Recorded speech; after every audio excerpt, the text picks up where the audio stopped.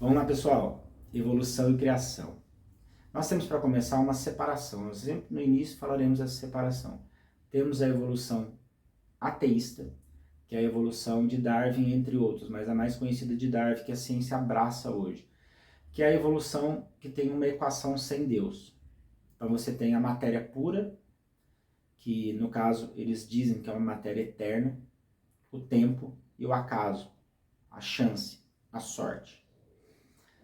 Quando você entra na evolução teísta, que são alguns que creem em Deus e creem na evolução de Darwin, só que eles tiram a chance e a sorte e inserem Deus, o que é muito perigoso, porque eles acreditam numa macroevolução, que existem pontos da macroevolução que a ciência ainda não comprova, que é uma hipótese.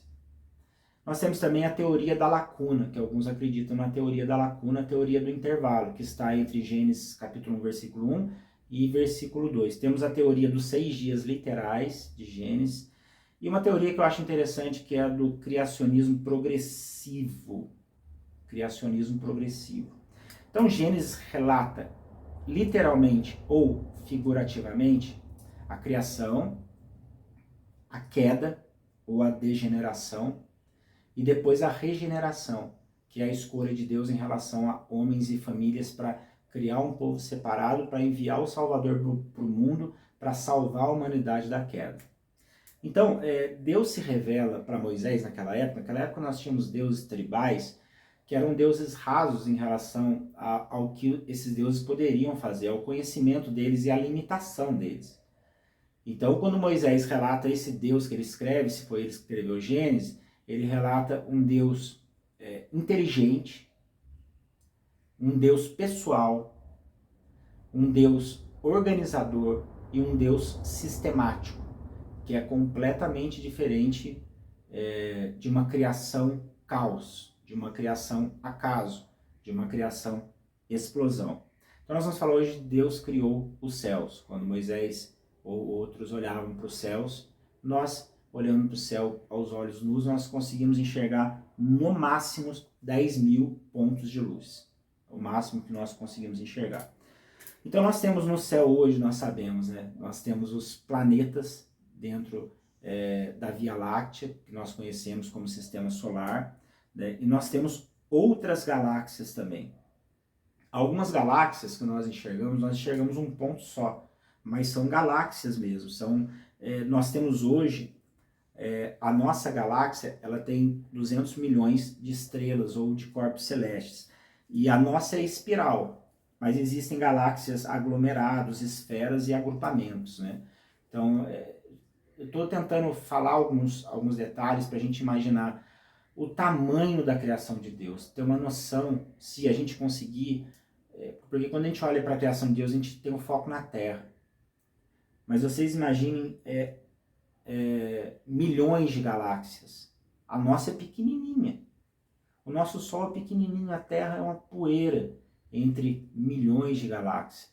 E tem vazio entre as galáxias. É muito interessante a ordem que Deus faz as coisas. Né? Você vê as galáxias, elas isoladas umas das outras. Né? E você vê vazios. E hoje se prova que as galáxias, elas estão se espaçando uma das outras. Elas estão cada vez mais longe uma das outras. Né?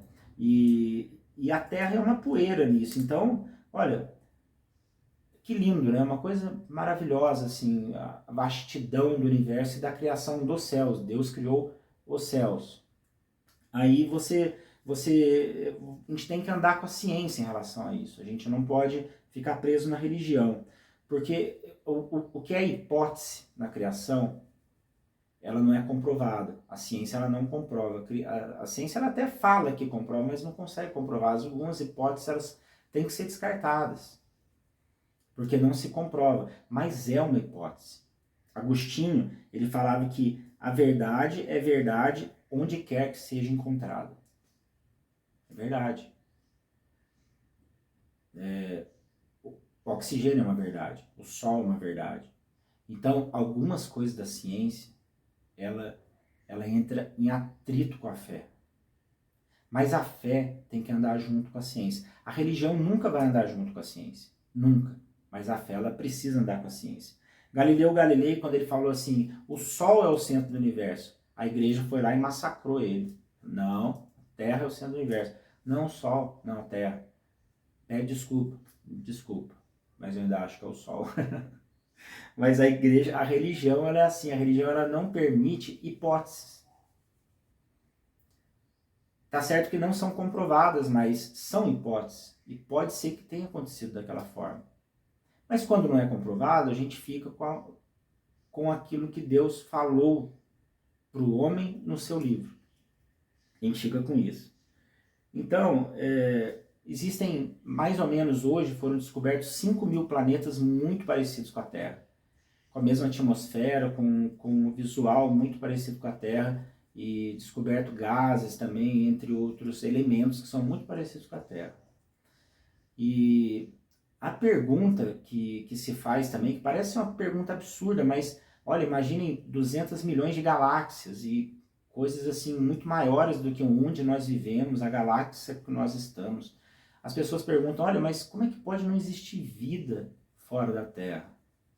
Aí nós entramos na seguinte questão, é verdade? Foi comprovado? Não, não foi comprovado, então é uma hipótese. E uma hipótese ela pode ser que venha a ser verdade, mas para nós não é, ainda não é uma verdade. Alguns cientistas hoje eles não conseguem dizer e afirmar que não existe, porque com os estudos e com a variação de estudos, alguns eles têm certeza que existe vida, porque o universo ele é algo assim que você não consegue determinar o tamanho ou determinar a complexidade, né? Mas, bom, o que eu pergunto para você é o seguinte, se descobrirem vida fora da Terra, e a sua fé em Jesus, como é que vai ficar? Sua fé em Deus? Bom, para mim é muito simples. Vida fora da Terra, que vida que é fora da Terra? É vida matéria? É vida irracional? Aí é criação, faz parte da criação de Deus. Deus criou lá também. Qual é o problema? Não, irmão, é vida com alma. É vida com alma ou sem alma? É vida com alma. Então, se é vida com alma, então eu espero que Jesus tenha ido lá também e que tenha a Bíblia lá. Senão, é uma hipótese. E uma hipótese a ciência não comprova, então nós ficamos com a Bíblia. Amém? Primeira parte, aí vem o Salmo e fala assim, os céus proclamam a glória de Deus. E a gente olha para esse céu que a gente nem imagina o que tem lá. E a gente está dentro de um lugarzinho tão pequenininho, uma galáxia tão pequenininha, um solzinho pequenininho. E existem aí milhões e milhões de galáxias que a gente nem imagina o que nós estamos falando. Amém?